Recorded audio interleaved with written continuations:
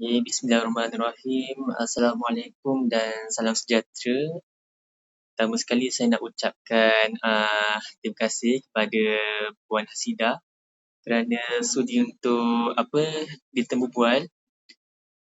Sebelum tu izinkan saya untuk explain dulu tujuan kami adakan interview ni. Pertama sekali untuk sebagai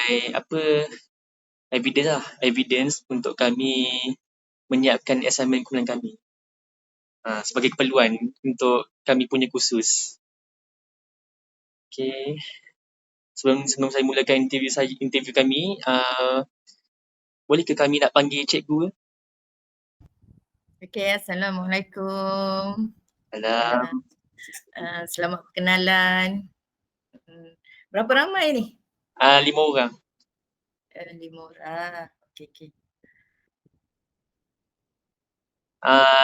Cikgu boleh buka kamera untuk record. Okey. Yang lain pun sama buka kamera. Tak terang. Tak apa, okey.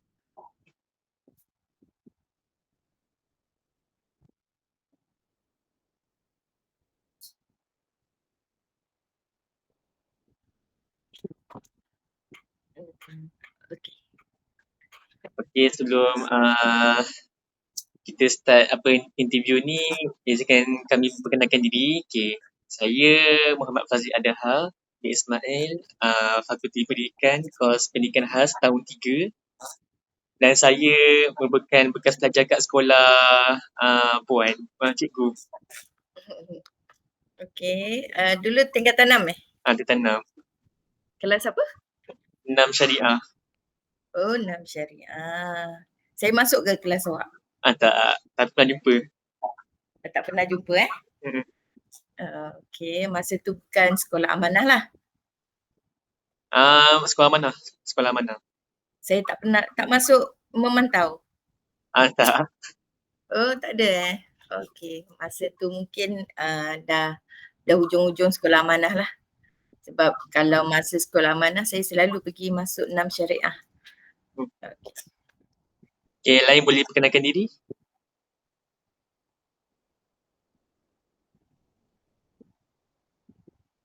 Syalini lah perkenalkan diri. Okey, selamat siang cikgu.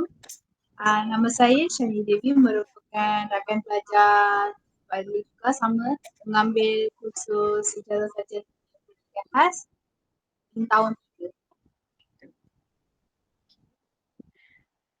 Seterusnya ni. Ni universiti mana ni? Universiti Kebangsaan Malaysia tu. Ya? Universiti Kebangsaan Malaysia. UKM. Okey. Selamat sejahtera cikgu. Nama saya Prashantini Muthu. Saya daripada Fakulti Pendidikan UKM. Kursus saya Sarjana Muda Pendidikan Khas, Pengkhususan Pendengaran. Assalamualaikum. Selamat perkenalan. Nama saya Muhammad Hasif bin Muhammad Sukri, boleh panggil Hasif. Saya juga pelajar tahun 3 Fakulti Pendidikan di UKM. Semua pendengaran ke? Saya seorang je yang masalah pengajaran. Oh, yang lain Saya pendengaran. masalah penglihatan. Oh, ada penglihatan. Okey. Semua dah kenalkan diri ke? Sudah. Okey. Saya Cikgu Hasidah. Nama penuh Hasidah binti Jafri. Saya cikgu GPK lah, GPK Pendidikan Khas di SMK Pasir Gudang 2. Saya mengajar LD lah. Walaupun pada asalnya saya adalah guru aliran perdana. Ada lagi? Nak kena perkenalkan diri kah lagi? Tak apa, saya teruskan soalan seterusnya. Okey, lepas tu sejak bila cikgu mula terlibat dalam bidang pendidikan khas ni? Okey, macam yang saya kata tadi, saya mulanya adalah guru aliran perdana, tapi saya adalah keluaran maktab perguruan. Masa tu tahun, saya rasa mak-mak awak pun belum lahir lagi kot. Saya masuk maktab perguruan pada tahun 86 dan mula mengajar pada 1 bulan 1 tahun 89 di Batu Pahat lah. Kemudian bila berkahwin, saya pindah ke Pasir Gudang di Sekolah Kebangsaan Pasir Gudang 2. Masa tu kita bila mengajar sekolah rendah, kita mengajar kodi tau. Cikgu akan mengajar daripada semua mata pelajaran kecuali agama dan juga bahasa Inggeris. Semua mata pelajaran kita boleh ajar. Tapi pada tahun 96, sekolah tu mula buka program pendidikan khas. Jadi dengan pelajar yang tak ramai, tapi cikgu tidak disediakan. Jadi semua cikgu pemulihan, kelas pemulihan di Pasir Gudang, termasuklah guru pemulihan di Pasir Gudang 2, SK Pasir Gudang 2, SK Taman Rinting, SK Taman Johor Jaya 2 diambil untuk mengajar pendidikan khas. Masa tu 3 orang cikgu sajalah. Jadi bila guru pemulihan dah diambil ke pendidikan khas, pemulihan dah tak ada cikgu. Jadi saya ditawarkan untuk mengajar pemulihan. Jadi pada pertengahan tahun 96 tu saya ditawarkan oleh pihak JPN untuk mengikuti kursus 1 tahun. Saya dijanjikan kursus sebab saya daripada aliran perdana nak mengajar pemulihan, sebab pemulihan ni satu bidang yang berlainan kan. Jadi saya memikirkan bahawa kursus 1 tahun itu ialah kursus pemulihan. Tapi bila pergi temu duga, saya ditawarkan untuk mengambil pengkhususan 1 tahun itu ialah bermasalah pembelajaran. Masa tu saya tak tahu pun masalah pembelajaran ni apa. Saya ingat masalah pembelajaran ialah pemulihan lah. Jadi saya mengikuti kursus pembelajaran itu di MPIK, MUHAS. Daripada ujian-ujian peperiksaan yang 1 tahun itu, kemudian saya ditawarkan untuk mengikuti program pensiswazahan di UKM. Tapi kami tidak dikhususkan sama ada kami pekak ke, kami buta ke, tidak.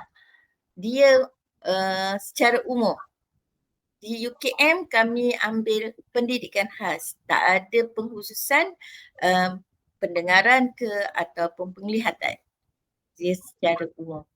Jadi selepas 2 tahun saja tau dekat UKM, 1 hari bulan 4 walaupun belum cukup 2 tahun, jadi 1 hari bulan 4 mula buka program sekolah menengah. Jadi program pertama sekolah menengah di Pasir Gudang adalah SMK Pasir Gudang 2. Jadi mula terlibat masa itulah dan hinggalah sekarang. Sudah 26 tahun, hampir 6 bulan.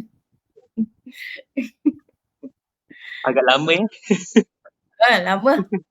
Dah nak tamatkan pun. Lagi 2 Jumaat aja.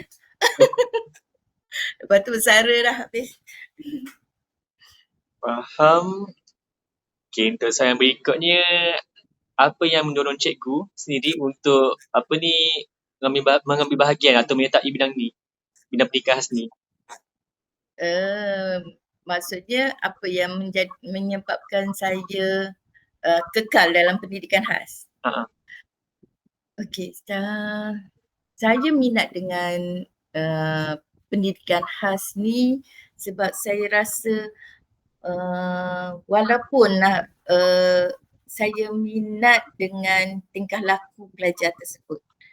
Macam mana kita nak ubah tingkah laku dia supaya dia boleh sama dengan budak-budak dengan aliran perdana. Maksudnya kita menormalisasikan tingkah laku mereka walaupun sedikit perubahan yang kita nampak tapi cukup memuaskan hati, dan saya rasa puas hati bila daripada tahun 99 tersebut masyarakat keliling terutamanya pelajar-pelajar aliran perdana yang nampak pelik kalau budak pendidikan khas ni. Masa tu saya kalau awak nampak pelajar di SMK Pasir Gudang 2 tu sekarang bila dengan budak pendidikan khas tu mereka dapat membimbing, dapat memimpin, betul tak? Tapi pada tahun 99 tidak. Masa tu kalau awak nampak kelas tu hanya berada di bilik disiplin, bilik HEM. Saat kecil tu je, depan pintu tu je. Dekat situ bila budak lalu dia akan kata, budak bodoh, budak gila. Masa tu saya kejar dia lah walaupun saya tengah mengandung. Saya kata, jangan buat macam tu. Nanti kalau awak dapat adik-beradik macam ni ataupun dapat saudara mara macam ni, dapat anak macam ni, awak akan rasa betapa pentingnya pendidikan khas. Jadi bila ada kesedaran, kita tanamkan setiap pagi, kita bagi pendedahan, budak ni bukan yang permintaan dia apa semua, kita puas hati bila masyarakat boleh terima budak pendidikan khas ni lah. Dan kita tunjukkan setiap perkembangan budak pendidikan khas, kejayaan-kejayaan dia ialah sama setara dengan aliran perdana walaupun pertandingan mereka adalah antara mereka. Tapi sedikit demi sedikit kita gabungkan dengan aliran perdana lah. Jadi sekarang ni nampak banyak perkembangan dan memuaskan hati kita lah. Dan saya dapat, walaupun dulu-dulu cikgu-cikgu dia semua aliran perdana, takutlah Kak nak jumpa dengan budak pendidikan khas, nanti budak pendidikan khas peluk kita, apa kami nak buat, apa semua kan. Tapi sebenarnya sekarang ni mereka dah dapat menerima pelajar-pelajar tersebut lah. Walaupun masih ada segelintirnya lah yang agak gerun tengok budak-budak kita ni, sebab budak kita kadang-kadang tantrum kan. Saya rasa kalau awak keluar pada tahun keluar daripada sekolah tu tahun bila? Kalau saya keluar tahun 2021 rasanya. 21 belum berlaku kot. 21 dah mana pelajar Down syndrome kita keluar daripada pagar sekolah, dan pakcik jaga kita pun dia macam takut nak pegang budak tingkatan 6. Nampak cikgu budak cikgu keluar, tapi kenapa awak tak pegang dia? Oh, kami tak berani cikgu. Terpaksa kita cari musuh, lepas tu kita terangkan pada budak-budak tu, budak ni kalau awak pegang pun dia tak melawan pun. Jadi kita puas hatilah bila kita bagi pendedahan pada masyarakat keliling dia, keperluan tingkah laku pelajar tersebut. Kemudian dari segi pembelajaran, kalau cikgu tengok melalui aliran sekolah amanah yang kita jalankan, tak tahu awak adakah Cikgu Fazli ni daripada memang asal SMK Pasir Gudang 2 atau daripada sekolah lain? Daripada sekolah lain juga. Memang tingkatan 1 Pasir Gudang 2 lah. Lepas tu tingkatan 2 pindah sekolah lain. Oh, tingkatan 2 pergi sekolah lain. Jadi sekolah amanah juga? Sekolah biasa je. Bukan sekolah amanah Okey. Pada mulanya sekolah amanah, kami selalu bila Cik Malcolm, Melanie datang, Puan Melanie datang, dia orang putih kan, datang, kita cakap budaya mengajar pendidikan khas ni tidak boleh mengikuti program sekolah amanah. Kita kata pelajar kita tak boleh membaca, pelajar kita tak boleh berbahasa yang lainlah selain daripada autism, dia boleh berbahasa Inggeris. Tetapi untuk yang budak yang lain-lain tu agak sukar berbahasa Inggeris. Kemudian yang tak pandai membaca, tak pandai menulis, agak sukar untuk membuatkan collaborative learning. Betul tak? Pembelajaran berkumpulan. Jadi kita selalu berkata, kami tak boleh nak menjalankan program sekolah amanah untuk pelajar-pelajar pendidikan khas. Tetapi kami dipanggil, cikgu-cikgu pendidikan khas dipanggil dan didedahkan.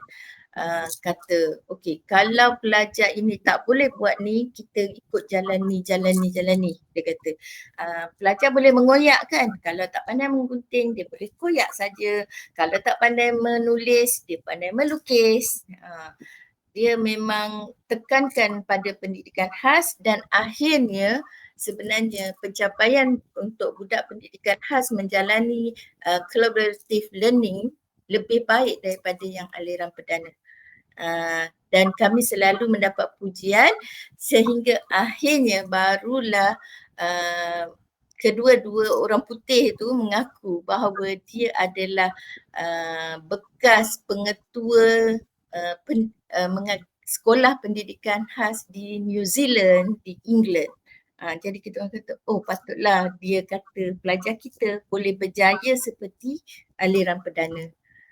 Jadi sampai sekarang lah kami menggunakan teknik pembelajaran sekolah amanah.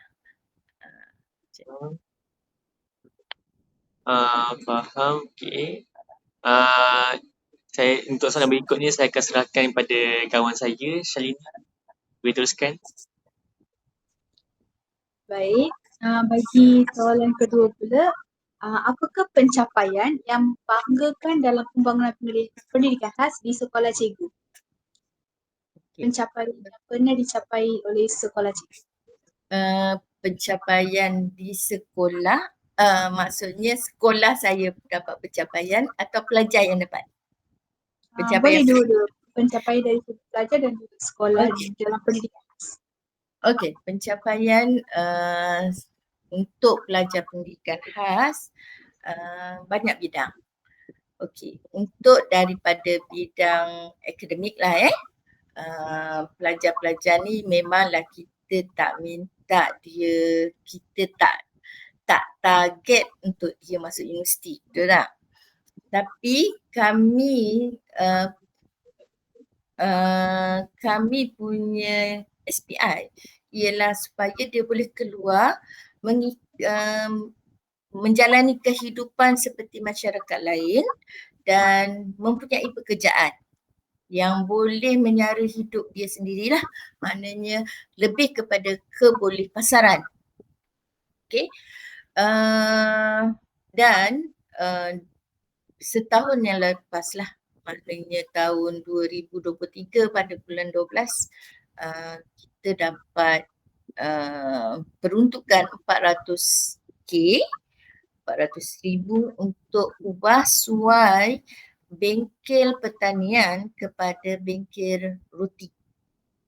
Jadi 200 untuk bangunan dan 200 ialah peralatan. Jadi kita berharap yang sekolah kita akan nanti boleh menjadi pusat bertauliah cawangan yang diiktiraf oleh pihak bahagian pembangunan kemahiran BPK, dan pelajar-pelajar kita boleh keluar daripada sekolah itu mempunyai SKM sekurang-kurangnya SKM 2. Okay. Tapi ada masalah yang timbul di sekolah tu sebab sekolah tu tidak mempunyai geran pemilikan. Jadi kita belum lagi belum selesailah untuk diiktiraf sebagai pusat bertauliah. Jadi kami mengambil alternatif pelajar-pelajar yang mempunyai kemahiran untuk membuat roti ini kita lanjutkan kepada pergi giat marah. Jadi sekarang ni daripada mula kami mengajar pembuatan roti tersebut hinggalah sekarang ni terdapat 6 pelajar kita yang telah melanjutkan pelajaran ke giat mara dalam pembuatan roti dan 2 orang lagi ialah penyediaan makanan. Dan oleh kerana sekolah kami belum lagi mempunyai guru-guru yang mempunyai SKM, kemahiran-kemahiran yang kami ajar adalah kemahiran asas. Jadi bila mereka mempunyai kebolehan urus diri dan juga mempunyai kemahiran asas, menguasai kemahiran asas tu, kami galakkan mereka umur 16 tahun pergi ke asrama lah. Dan kebanyakannya adalah pergi ke Indahpura dan juga Shah Alam. Jadi buat masa ni mereka kebanyakannya mengambil penyediaan makanan sebab sekolah kami ialah penyediaan makanan. Maksudnya selain daripada pembuatan roti, mereka akan membuat asas masakan lah. Dan bagi lelaki ada 2 orang pergi ke Shah Alam untuk mengambil kursus baik pulih ekon. Jadi kami rasa walaupun kami memerlukan pelajar-pelajar yang boleh membimbing adik-adik, membantu kami, tapi kami tak tahan dia. Kami galakkan dia lebih kepada pergi ke tempat yang boleh memberikan mereka kemahiran. Tapi bagi pelajar-pelajar yang tak mahu ke sana, kami lebih kepada bawa mereka pergi ke tempat macam kedai-kedai pembuatan roti di mana bila mereka habis belajar, mereka terus bekerja di sanalah, seperti di Dessert Queen kan, dekat Dahlia dia berada di Bukit Dahlia. Dia ambil pelajar kami untuk bekerja di sanalah, lebih kepada kebuli pasaran. Untuk yang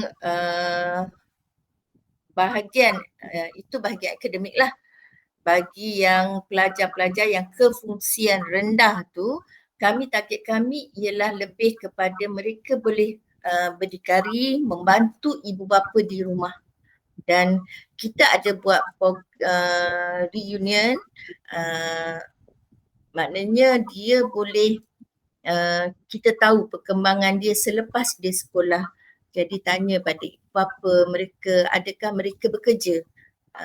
Yang mana Down syndrome apa semua tu, oh tak cikgu, dia dah boleh kalau kami balik rumah dah siap kemas, dah siap basuh kain, sebab kita kemahiran yang kita adakan untuk kefungsian rendah ialah mendobi.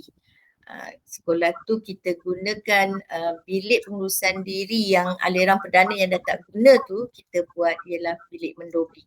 Jadi mereka tahu, oh sebelum mencuci kena asingkan pakaian, mana pakaian yang berwarna, tidak berwarna. Jadi mak bapak mereka bila balik rumah dah siap lah mereka membantu mengemas rumah dan juga mendobi. Okey. Dari segi sukan pula, kejayaannya pelajar-pelajar kita ni semuanya mempunyai bakat. Dan seringlah mewakili daerah, mewakili negeri untuk dalam acara-acara sukan seperti larian, acara padang, lontaran dan melompat tinggi, melompat jauh, semualah tu. Tapi memanglah tak semua pelajar akan pergi kan, tapi ada yang baru-baru ni pun mendapat tempat ketiga dalam merentas desa peringkat negeri. itu satu kejayaan, maknanya mereka boleh pergi menyertai acara sukan lah. Dan kalaulah yang dulu-dulu pelajar-pelajar kami ada 2-3 orang pergi menyertai MSN, Majlis Sukan Negeri, dan mereka mendapat bayaran setiap kali mereka pergi latihan. Itu allowance mereka lah, termasuklah masa mereka saing-saing, maksudnya bersama-sama dengan Nur Iyasah. Kenal Nur Iyasah? Yang pelari tu. Tak kenal.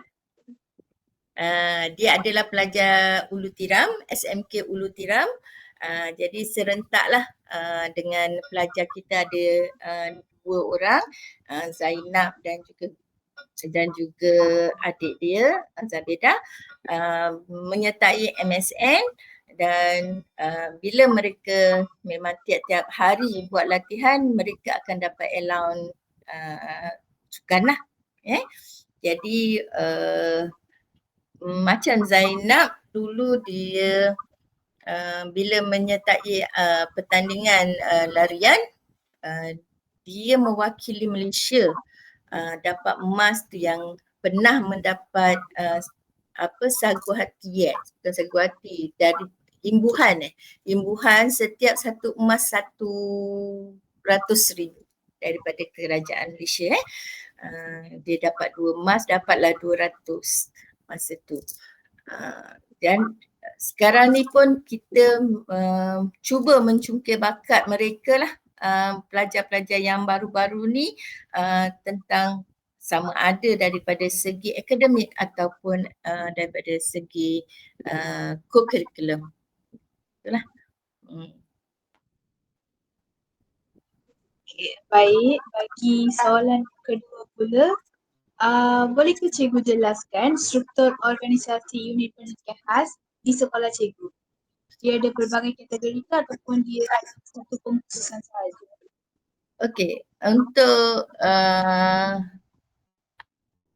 carta organisasi, kita kena ada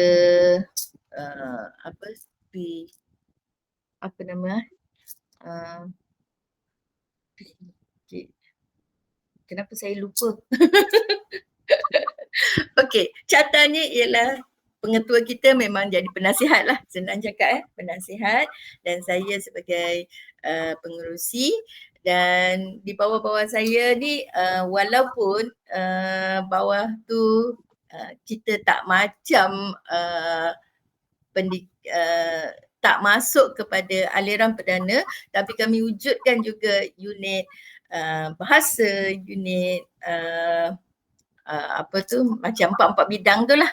Yang di aliran perdana ada 4 bidang kan, kemasyarakatan, sains kemasyarakatan, sains dan matematik, kemudian TVET dan juga bahasa. Kami adakan juga, kita buat seperti yang aliran perdana supaya lebih senang kita tumpukan mata pelajaran tersebut lah. Dan dari segi pemantauan, dan juga kita ada unit sukan dan juga core akademik. Jadi maknanya pelajar, guru kami ramailah. Di Pasir Gudang kami paling ramai. Pelajarnya cuma 102, tetapi cikgu termasuk saya ialah 22 orang. Sebenarnya kalau ikut pelajar yang paling ramai ialah Kota Masai, tapi guru Kota Masai baru ada 18 orang. Jadi kita boleh bagi-bagikan tugas-tugas tu kepada pelajar, guru-guru yang tertentulah yang akan menguruskan. Dan juga kita libatkan PIBK.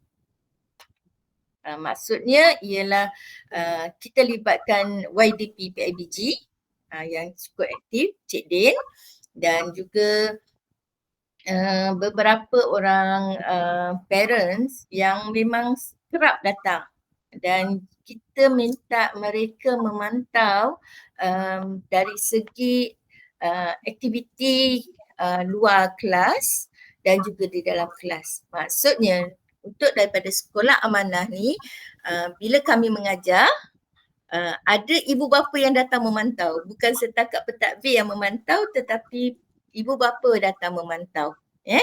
Dan kita juga libatkan PPM kita. Dan untuk tahun ini kita ada dapat guru pendengaran seorang.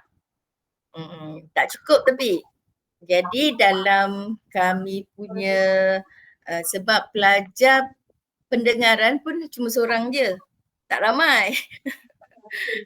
Tapi tahun hadapan kemungkinan kami akan dapat 5 pelajar pendengaran daripada sekolah rendah Pasir Gudang 2 akan datang kemari, dan tu yang kita diberi seorang lah guru pendengaran. Tapinya kalau ikutkan sekolah kami mempunyai juga pelajar penglihatan. Pelajar penglihatan kami ada 3 orang. Tapi kami tak akan buka program penglihatan. Tapi kami disuruh buka pendengaran walaupun kami tak ada warrant untuk kelas pendengaran. Mungkin tahun hadapan dapatlah warrant tu. Jadi organisasi ni kita buat aktif jugalah. Maksudnya kita libatkan semua PIBK, kita libatkan semua pentadbir-pentadbir lain dalam organisasi tersebut dalam menyelesaikan semua masalah yang kami hadapi. Kita libatkan walaupun dia nak dengar ke tak nak dengar, tapi alhamdulillah buat masa ni GPK yang lain semuanya melibatkan diri dengan pendidikan khas. Organisasinya macam itulah.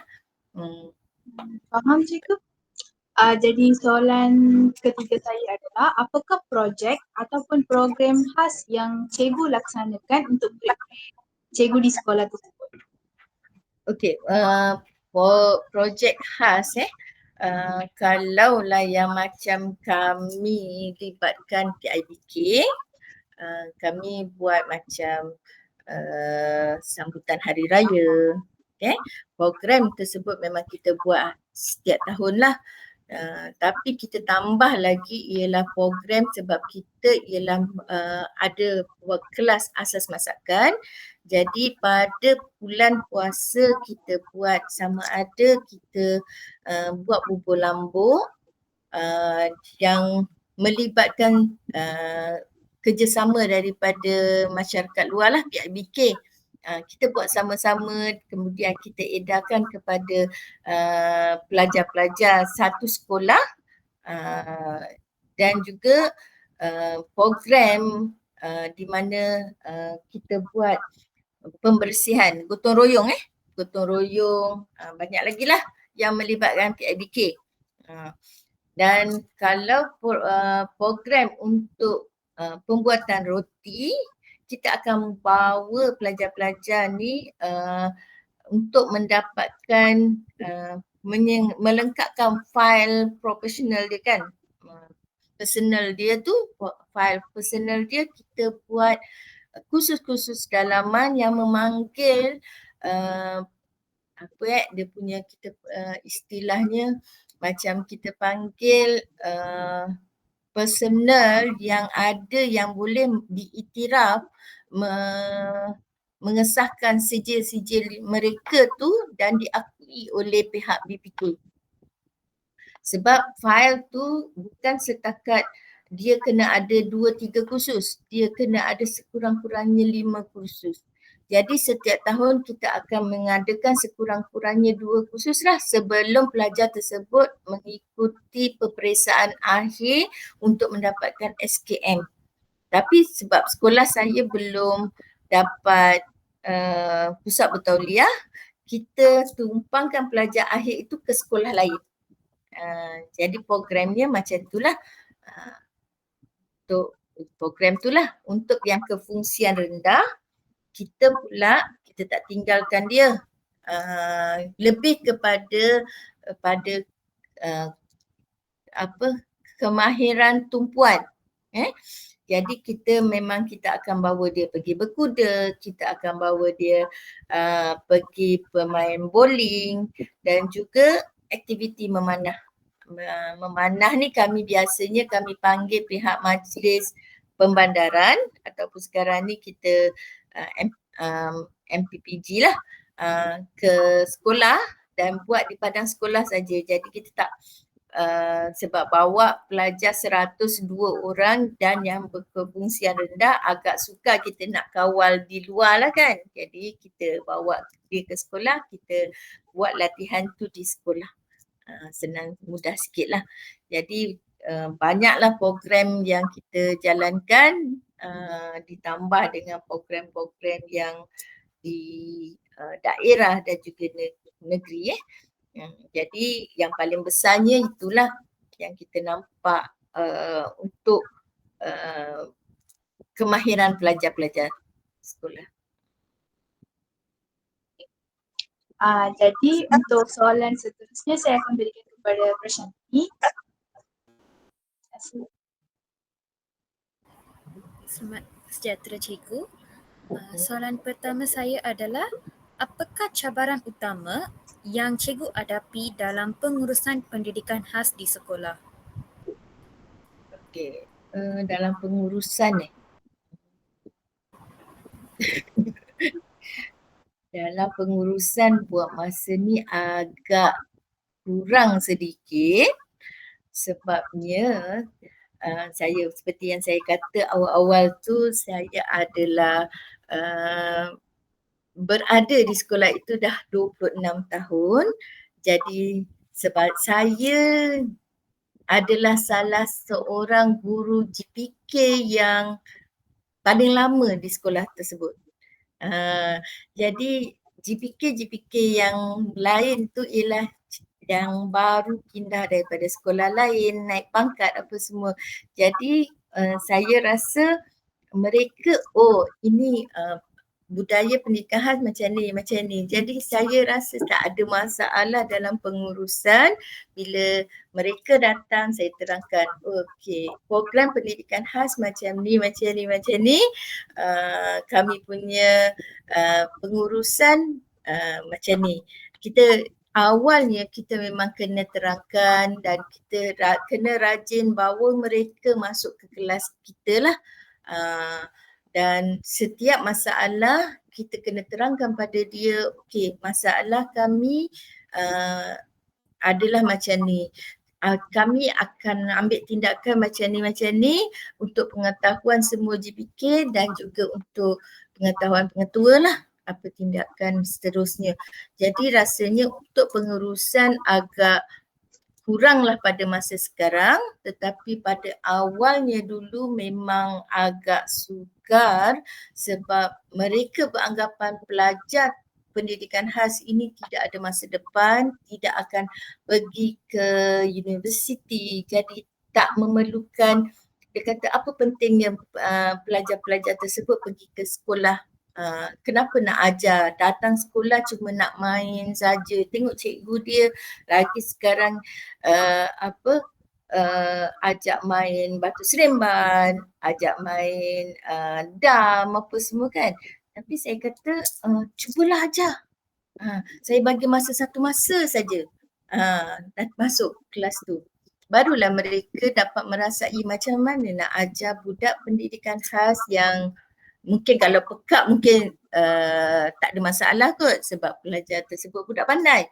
Tapi bila bermasalah pembelajaran dengan budak Down syndrome-nya, dengan budak yang suka buka pakaian semua, mereka macam ni. Jadi dia lebih menghormati kita.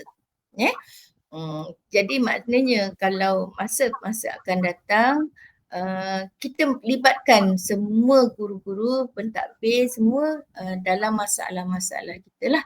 Jangan kita simpan, kita selesai sendiri. Jadi dia tak tahu apa masalah kita. Biar mereka tahu. Kita punya lebih mencabar daripada masalah punting aliran perdana. Kalaulah untuk cabaran yang lain, pada sebelum-sebelum ni cabarannya ialah kekurangan guru.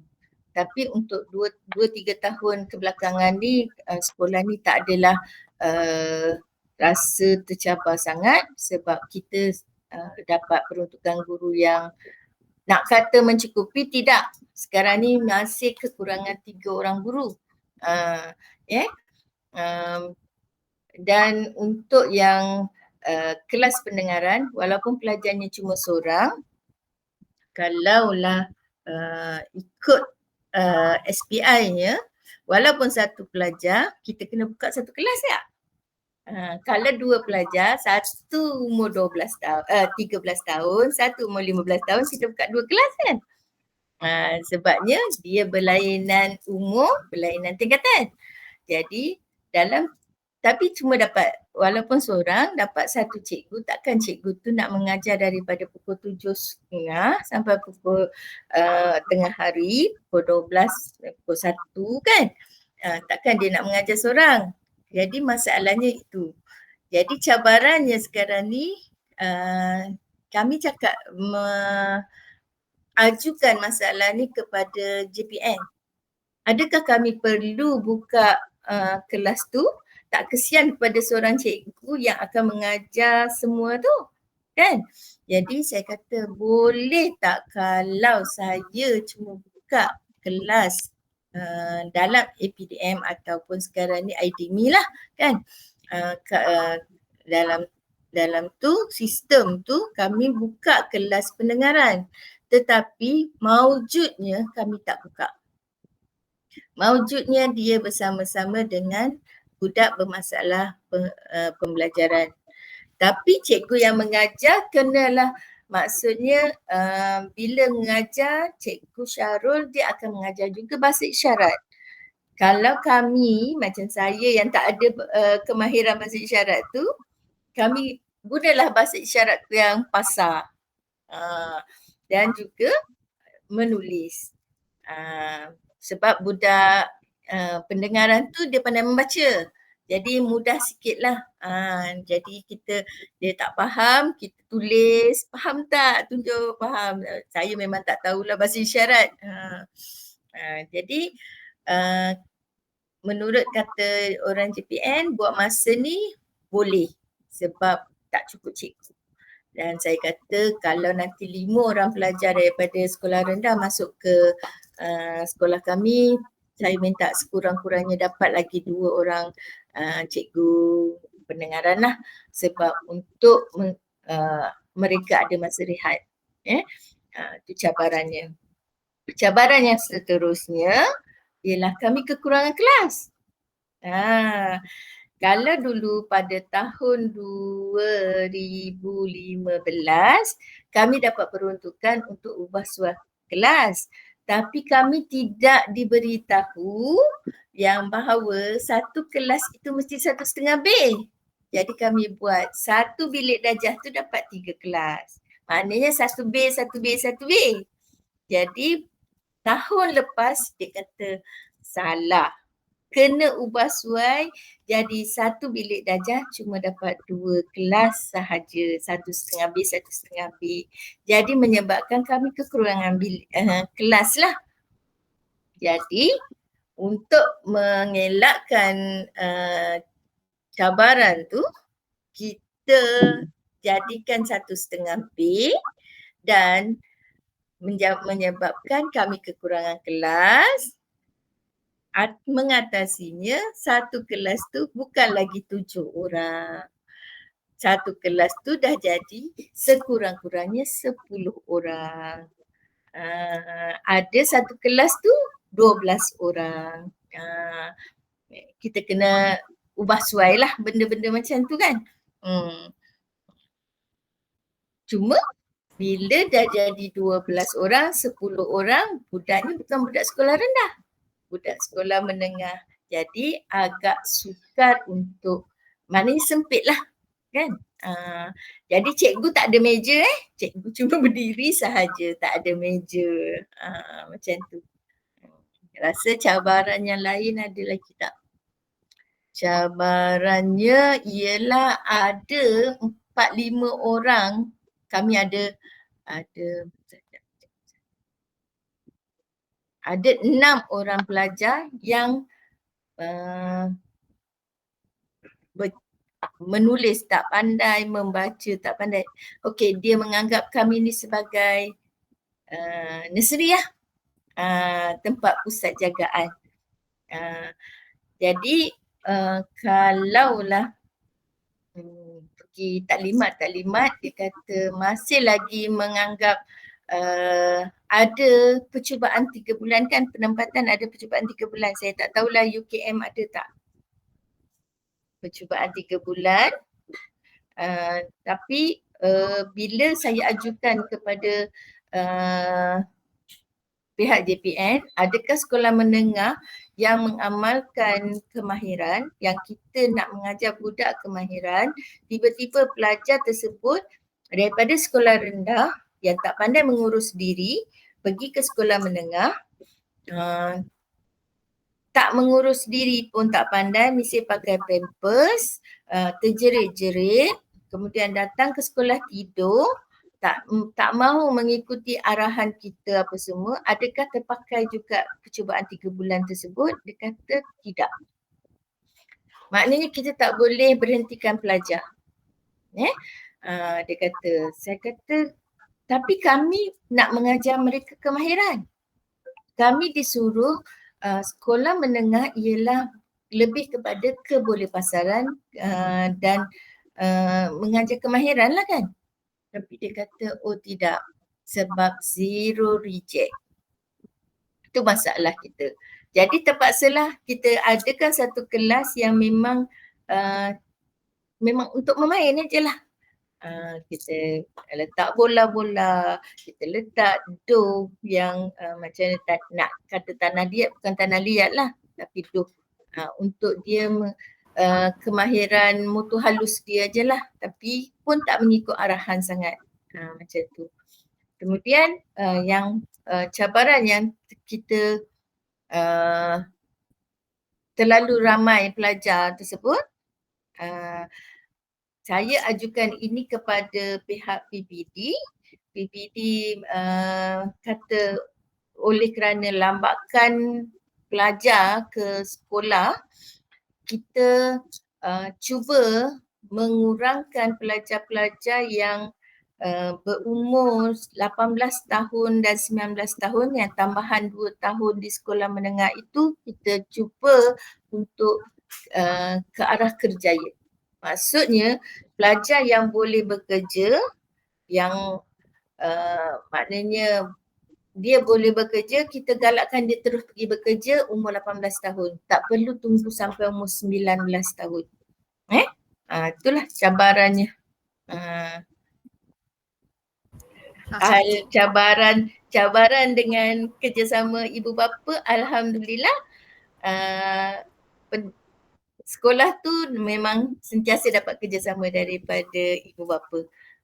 Hubungan memang bagus. Okay.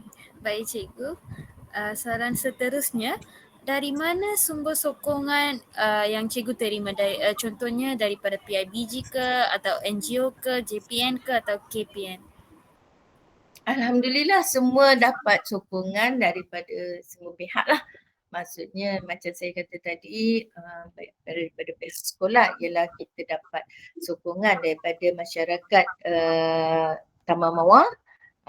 Maknanya komuniti Taman Mawar tersebut memang memberikan kerjasama, terutama bila kita punya YDP, PIBG tu seorang yang memang sering datang ke sekolah, memperkenalkan dengan produk-produk yang kami keluarkan kepada masyarakat keliling.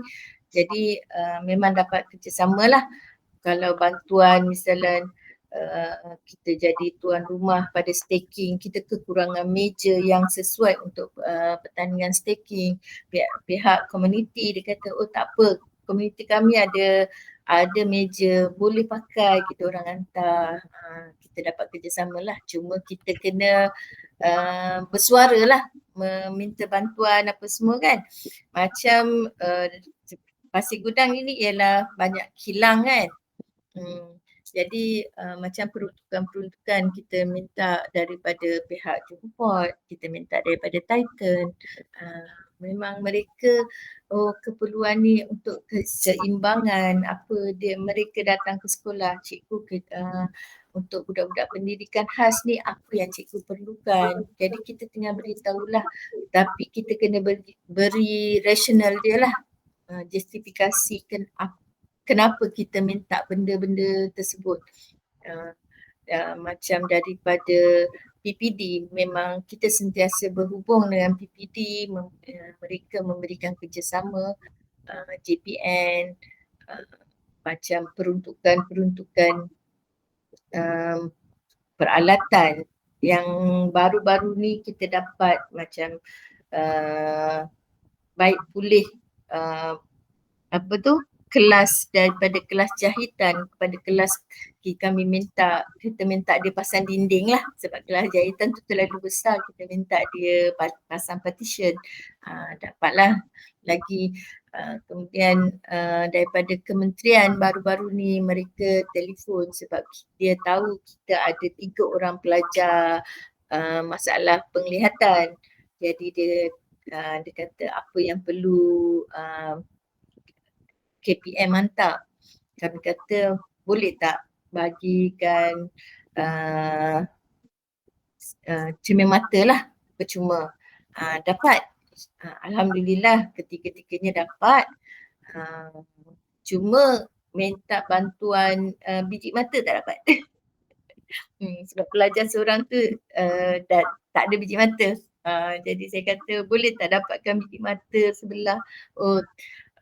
Belum ada lagi, dia kata spek mata boleh, dia kata.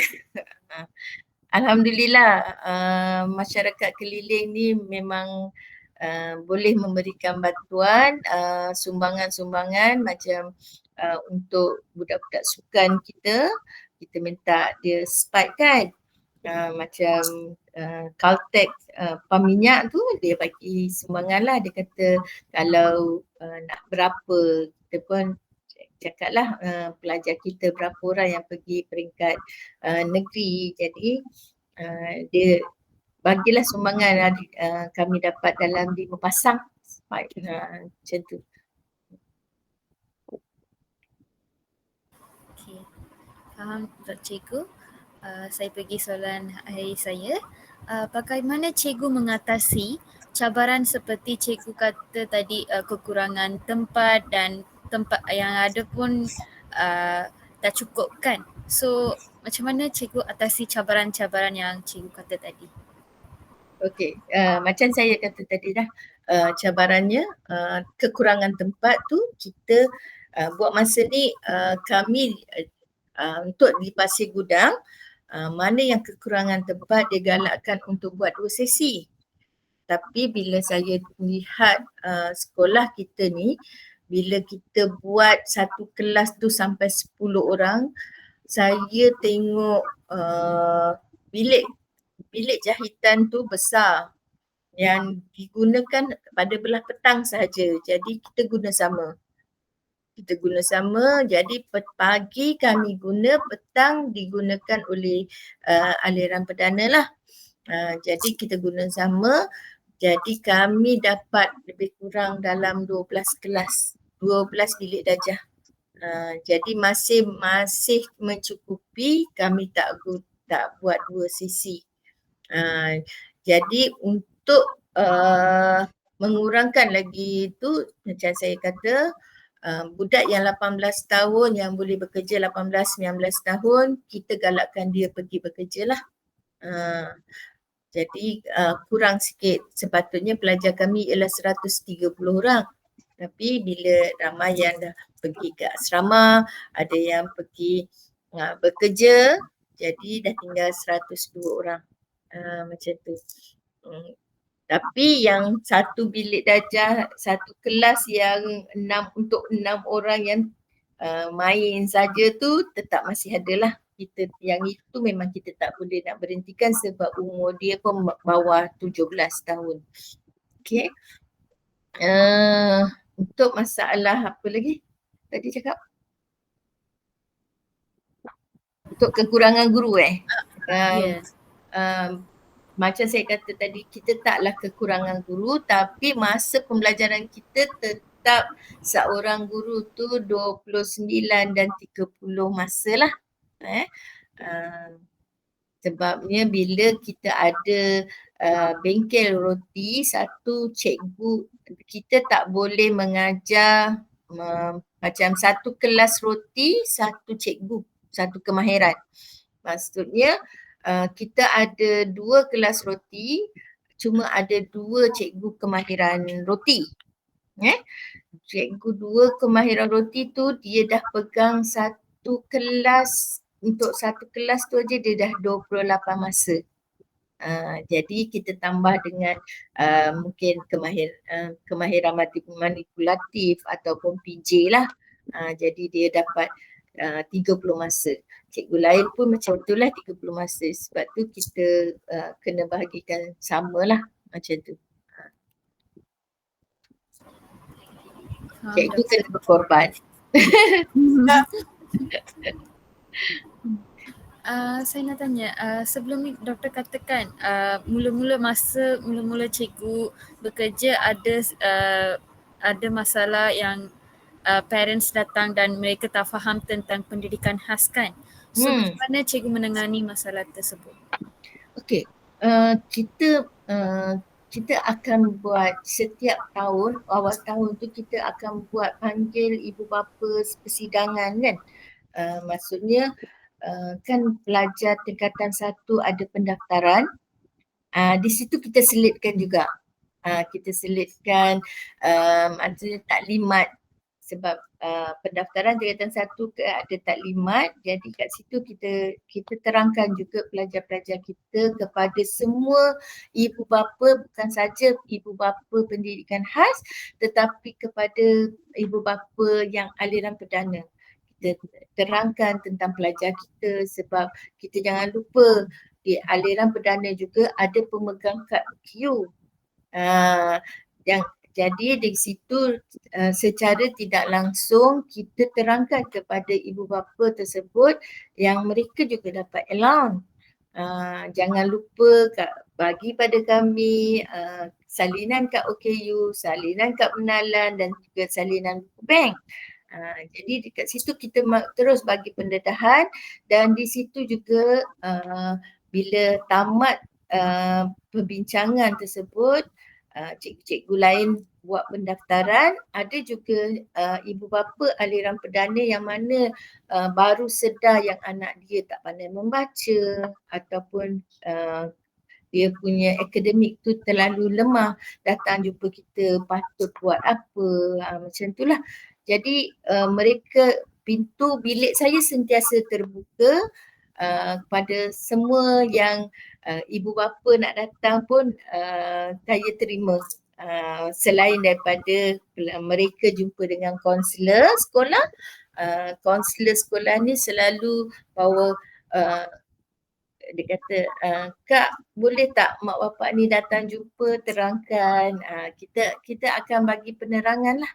Dan kita bagi semangat pada mereka bahawa walaupun mereka berada di PPKI tetapi mereka boleh hidup, boleh berjaya, dan kita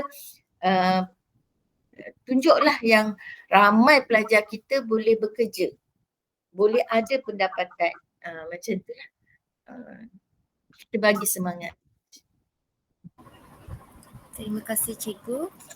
Saya serahkan kepada kawan saya, Asif. Terima kasih Prashitini. Jadi untuk soalan saya lebih kepada cadangan dan saranan lah. Untuk soalan pertama, apakah cadangan cikgu untuk kita memperkasakan lagi pendidikan khas ni? Okey, memperkasakan pendidikan khas ni kalau saya lah, saya cadangkan pada pihak kementerian lah, semua sekolah ada program PPKI ni. Jadi di situ kita tak semua sekolah macam semuanya tahu tentang apa, masalah pendidikan khas. Jadi mereka sama-sama cuba menginklusifkan pelajar-pelajar kita kepada masyarakat lah. Sebab sekarang ni untuk yang pendidikan khas menengah di Pasir Gudang, untuk menengah saja walaupun sekolahnya ada 60 buah sekolah menengah, tetapi untuk sekolah yang ada PPKI cuma ada 13, menyebabkan kesesakan lah dalam kepadatan pelajar-pelajar kita di sekolah. Jadi kalau saya nak cadangkan, biarlah semua sekolah ada program PPKI, tapi rasanya agak sukar lah kan nak benda tu. Cuma saya berharap setiap guru-guru, tak kiralah daripada maktab perguruan ataupun di UKM ke atau universiti mana-mana lah, dia ada satu slot ataupun satu mata pelajaran yang mendedahkan mereka kepada pelajar-pelajar berkeperluan khas ni, supaya mereka tak adalah pelik sangat tengok pelajar-pelajar kita kan. Pelajar ni macam ni. Lepas tu tengok pelajar tu macam tengok makhluk asing. Asyik nak lari, takut terkenan lah apa kan. Jadi kita dedahkan kepada semua cikgu-cikgu apa tentang tingkah laku pelajar ni, jangan takutlah pelajar ni takkan membahayakan orang lah kan. Macam tu lah cadangan saya lah macam tu. Jadi mengelakkan juga bila semua sekolah, semua guru-guru tahu tentang pendidikan khas ni dan mereka boleh bekerjasama. Dan program PPI pula boleh dilaksanakan dengan baiklah. Sebab target kita untuk PPI ni pun, kalau untuk yang PPI penuh, dia nak 20%. Biasanya tak akan tercapai. Macam itulah. Jadi untuk soalan kedua lah, kami nak sedikitlah saranan atau nasihat cikgu untuk bakal-bakal guru pendidikan khas akan datang. Sedikit nasihat lah untuk erti kata lain untuk kami lah sebagai bakal guru pendidikan khas. Okey, macam mana nak bagi nasihat? Okey, untuk cikgu-cikgu ni, sebenarnya yang pertama, kita mengajar budak-budak pendidikan khas ni mesti dari hati. Kita sayang dia, kita didik dia seperti kita sayangkan adik-adik kita, kita sayang anak-anak kita. Jadi kita nak mereka berjaya. Bukan kerana kita, aku kerja, aku dibayar gaji. Sebenarnya bukan bila kita mengajar dia, kalau kita mengajar kerana gaji, kerana pendapatan kita, kita akan berkira. Sebab mengajar budak pendidikan khas ni kadang-kadang dia sampai di luar. Bila kita bawa dia pergi ke luar, masa tu mereka biasanya tak ada duit. Duit kita juga yang akan keluar. Masa tu dengan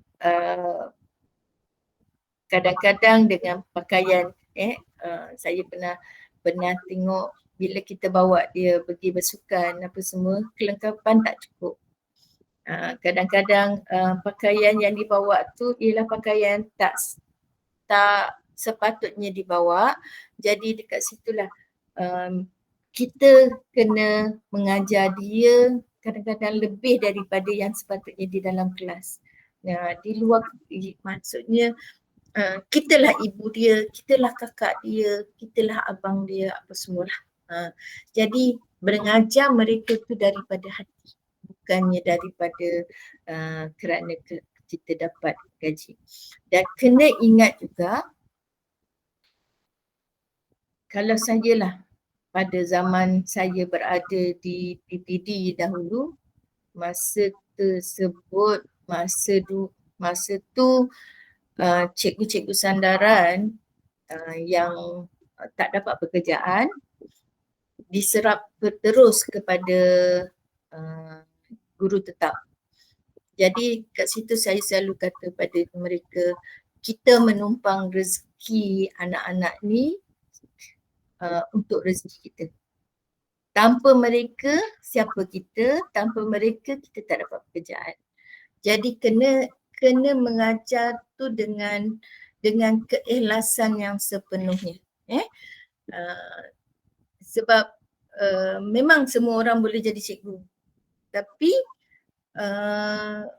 bila tak ada mereka, kita tak dapat allowance, kita tak dapat gaji, kita tak dapat kerja tetap. Masa tu ramai pada tahun 2008, 2009, 2010 tu ramai cikgu-cikgu sandaran yang tak dapat pekerjaan, semua diserap jadi guru tetap ke pendidikan khas. Dan bila menjadi guru di sekolah, kita kena bersatu. Tanpa bersatu, kita selalu digunakan oleh cikgu-cikgu aliran perdana. Maksudnya kita kena tunjuk yang kita banyak kerja. Bila walaupun sedikit pun itu adalah pembelajaran bagi pelajar-pelajar kita. Walaupun di kantin, walaupun di kaki lima sekolah, itu ialah semua adalah sesi-sesi pembelajaran kita. Kita mengajar. Kita tak macam aliran perdana. Mengajar cukup 30 minit, dia keluar, budak pebelaku kat kantin ke apa, itu ada cikgu kantin. Tapi kita tak. Kita adalah pembelajaran sepanjang masa. Sedangkan nak pergi ke tandas pun, cara buka seluar, cara zip seluar, tu semua adalah pembelajaran yang kita kena ajar pada anak murid kita. Kemudian untuk menghadapi kerenah ibu bapa, kita kena, maksudnya kita jangan selesaikan sendiri-sendiri. Kita kena berpakat. Masalah ibu bapa ni dia macam ni. Macam mana kita nak selesaikan? Jadi kena, maknanya semua, kita tak ramai. Kita tak ramai. Jadi kita mudah, dan bilik guru kita pun tak bersepah seperti aliran perdana, mana yang cikgu perpustakaan duduk di perpustakaan, cikgu TVET duduk dekat bengkel, cikgu apa semua, dia bersepah-sepah kan. Jadi dia sukar untuk kita bagi maklumat, masalah pelajar A ni macam ni. Tapi kita mudah. Jadi bila satu ibu bapa kena ingat kadang-kadang ibu bapa pelajar kita ni pun ialah pelajar pendidikan khas juga. Jadi kadang-kadang dia tak sukar untuk memahami. Jadi bila masalah tu timbul, diharap semua cikgu tahu. Bukan maksudnya kita membuka kerahsiaan, tetapi kerahsiaan itu ialah di kalangan kita cikgu-cikgu pendidikan khas. Oh, pelajar ni masalahnya ini. Jadi bila mak bapak datang, cikgu ni budak anak saya macam ni. Jadi semua cikgu, oh ya, kita tahu ni macam ni. Semua memahami tentang pelajar tersebut. Jangan pula nanti bila kita kata, oh saya tak tahu, saya tak ajar pun dia. Macam tu. Jadi macam tidak ada kesepakatan antara kita lah. Macam tu. Jadi kena bersatu. Dan bila berada di padang ataupun pada sukan, kita sebagai cikgu pendidikan khas ni kena jaga keselamatan pelajar tersebut. Dan bila bawa pelajar-pelajar walaupun daripada sekolah lain, kena ingat kita adalah guru. Pelajar orang lain pun adalah pelajar kita. Sebab kalau bukan kita yang jaga budak-budak pendidikan khas ni, jangan berharap Cikgu Aliran Perdana akan ambil tahu tentang budak pendidikan khas. Tidak. Mereka kata itu bukan pelajar mereka. Jadi bila kita tunjukkanlah prihatin kita kepada pelajar tersebut. Macam tu. Okay, terima kasih Cikgu. Jadi untuk seterusnya saya teruskan kepada kawan saya lah, Nur Munirah. Okey, Assalamualaikum Cikgu. Saya Munirah. Soalan saya, apakah kenangan manis Cikgu bersama anak-anak murid pendidikan khas di sekolah Cikgu? Kenangan manis kenangan manis ke kenangan kelakar sebab pelajar-pelajar ni bila kita marah tapi sebenarnya ialah dia menghibur kita. Pelajar-pelajar ni menghibur dengan tingkah laku dia. Kenangan manis ialah bila kita dihargai. Okey. Setiap kali mereka dah bekerja, mereka akan datang ke sekolah, berjumpa dengan cikgu-cikgu. Cikgu ingat tak macam ni apa semua, dulu saya nakal. Macam dekat sekolah ni kan, kita marah. Saya adalah guru yang garang. Saya garang. Masa tu tak cukup cikgu. Dia berjalan daripada sekolah pergi ke pusat bandar tu. Dekat padang, ada satu padang atas daripada pusat bandar tersebut. Dia jumpa siri-siri lucah apa semua, bawa ke sekolah.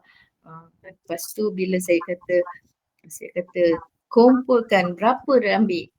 Dia cakap ada 23 cikgu. Cakap mana 23 letak atas meja saya. Saya dah buang dekat longkang. Saya kata pergi masuk longkang. Saya kata kalau tak ada, saya kata mesti ada juga. Dia pergi masuk longkang. Tapi bila cukup tu, saya kata boleh cukup pula budak-budak ni. Daripada tengok-tengok tu pun cukup jugalah. Saya kena bakar CD tu. Kemudian bila sekarang ni dia datang, mereka akan datang ke rumah, datang ke sekolah. Bila saya kata jadi orang juga awak ni semua dia kata memanglah jadi orang sebab cikgu garang. Kalau cikgu tak garang dulu saya siap rotan. Saya adalah, tapi jangan ikut jangan ikut saya jangan ikut. Sebab dulu zaman-zaman saya memang rotan dibenarkan. Tapi sampai sekarang pun saya merotan juga walaupun tidak dibenarkan. Tapi cuma saya kata, saya rotan, awak buat salah. Awak balik rumah cakap dengan mak ayah awak jumpa saya. Tapi dia tak beranilah panggil mak ayah dia. Macam tu. Dia kata cikgu selalu pukul. Jadi bila mereka berjaya jadi orang, berumah tangga, ada anak, ada isteri, apa semua kan datang ke rumah. Jadi saya macam berjaya juga menjadikan dia manusia yang berjaya lah. Bertanggungjawab. Satu kenangan yang bagus lah. Kemudian dalam yang menyeronokkan ialah bila pelajar-pelajar tu belajar pada zaman dahulu, awal-awal tahun 2000 tu, sekolah tu tak ada cikgu lelaki tau, kami perempuan semua. Cikgu pendidikan khas semuanya perempuan, tak ada lelaki. Sekarang ni dah ada 3 orang lelaki. Tapi pelajar pendidikan khas kebanyakannya adalah lelaki. Jadi cikgunya pun kena perangai macam lelaki lah. Main futsal, main baling selipar bersama dengan pelajar-pelajar tu. Jadi kita beria-ia baling selipar kan. Bila main baling selipar tu, masa tu ada pertandingan permainan tradisional. Jadi termasuklah baling selipar. Bila kami ni main baling selipar, kami yang cikgu-cikgu dia baling sekuat-kuat hati pada budak. Tapi bila kena pada kami, jangan pukul lah, janganlah sakit. Tapi budak-budak tu macam, okey cikgu, sikit aja, sentuh sikit, macam tu. Itulah kenangan yang rasa menyeronokkan, menyebabkan kami sayangkan budak-budak tu. Dan lagi 2 Jumaat ni nak pencen ni rasa macam alamak sayangnya nak tinggal mereka. Macam tu. Sebenarnya mengajar mereka adalah seronok. Yang mana kalau yang kefungsian rendah tu buat manik kan, nanti dia cucuk tapi tak masuk. Bila masuk tu dia punya boleh masuk. Tu pun satu yang kita rasa kemahiran motor halus dan pengamatan motor halus dia tu memang boleh kita tunjuklah dengan cara banyak motivasi. Boleh buat macam tu. Banyaklah kejayaan yang saya rasa saya tak boleh lupakan mereka. Dan saya selalu berharap mereka akan sentiasa mengunjungi saya walaupun saya dah pencen, sebab mereka akan selalu datang rumah saya. Okey, cikgu, untuk selingan terakhirlah bagi soalan terakhir untuk mengakhiri sebelum kita akhiri kita punya meeting ni. Saya nak tahu adakah boleh tak cikgu kongsikan sedikit pengalaman cikgu semasa cikgu handle aktiviti ataupun program dengan anak-anak murid khas ni? Okey. Ini pengalaman saya yang masa mengendalikan mereka di peringkat daerah lah salah satunya ialah bila kita berada di padang, kita selalu terjerit-jerit kan. Tiba satu masa tu saya sakit tekak. Nak melepaskan dia larian 100 meter tu, mula saya jerit-jerit, semua bising. Ni apa semua, tak ada tumpuan. Tiba-tiba saya bisik je. Masa dia. Saya bisik, tak keluar pun suara. Lepas tu cikgu tak dengar. Kalau saya jerit pun kawan nak dengar kan. Biar saya bisik-bisik, cakap pelan-pelan supaya awak ni. Jadi dia bagi tumpuan. Lepas tu whistle tu, saya takkan whistle. Saya pakai, masa tu saya ada loket yang buluh tu kan. Jadi lubangnya kecil je, jadi saya bisik. Jadi siapa yang tak lari, maksudnya bila saya tiup whistle yang kecil tu, dia tak lari, dia tak ikut tu, saya denda dia suruh bumping. Tapi sekarang dah tak boleh bumping kan. Itulah. Jadi bila tak ada tumpuan, bila kita bagi arahan tak ada tumpuan, saya ambil pendekatan, saya berbisik-bisik je dengan mereka, cakap pelan, barulah mereka akan bagi tumpuan. Kita kendalikan.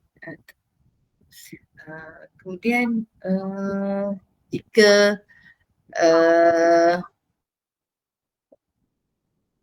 masalah yang melibatkan ibu bapa, kadang-kadang saya lebih suka berkongsi dengan cikgu-cikgu dan mereka kita buat sama-sama. Maksudnya kalau aktiviti tu melibatkan ramai pelajar kan. Jadi kita kena bahagi-bagikan pada murid dan kita kena faham murid tu sesuai dengan cikgu mana. Jadi kebanyakannya pelajar tu kalau dengan saya dia akan ikutlah sebab dia tahu cikgu Hasidah garang dan mereka akan kalau buat lakonan misalnya hari guru ke apa dia akan tiru. Masuk aja bilik saya maknanya mesti ada masalah disiplin macam tu. Jadi kalau semua aktiviti yang saya jalankan sama ada di padang atau di dalam kelas, bila dengan saya pelajar tu tak ada masalah. Semua akan dengar cakap lah sebab saya memang cikgu yang garang. Walaupun dengan pelajar aliran perdana saya garang. Tak tahulah kalau si Fazli saya pernah marah ke, tapi pelajar baik kot. Saya tak pernah tegur dia kot. Macam itulah.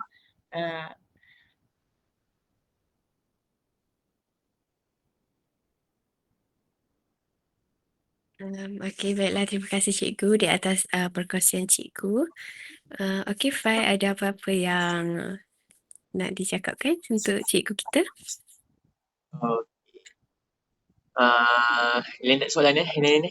Dah settle soalan Setakat ni Tapi nanti sesuaikan dengan yang saya tulis tu lah. Kan? Okey. Sebab yang itu kalau bila kita bercakap ni kadang-kadang isi-isi tu pun banyak yang tertinggal apa semualah. Kalau kat sekolah banyak juga yang saya boleh tunjuk lah macam mana aktiviti awak. Tapi sebab tak cuti sekarang ni. Tak. Sebab pelajar daripada UTM akan datang 10 hari bulan nanti. Tapi dia bahagian TVET lah.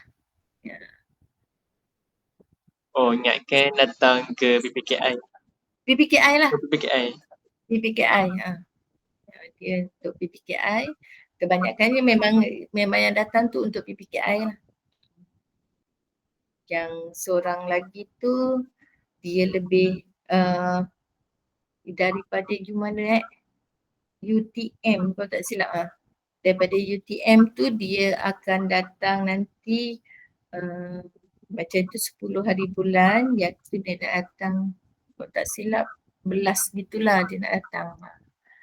Saya kata okey kalau nak datanglah lepas bulan 7. Tapi dia kata dia nak datang juga, okeylah boleh lah. Ini tak ada cuti Tak ada cuti pun hujung bulan 7. Hujung bulan 7. Tak boleh. Ini semua orang Johor ke orang mana? Saya Johor. Yang lain tu Pahang, Kelantan, Terengganu. Okey. Kenapa pilih? Okey, saya nak tanya juga. Kenapa pilih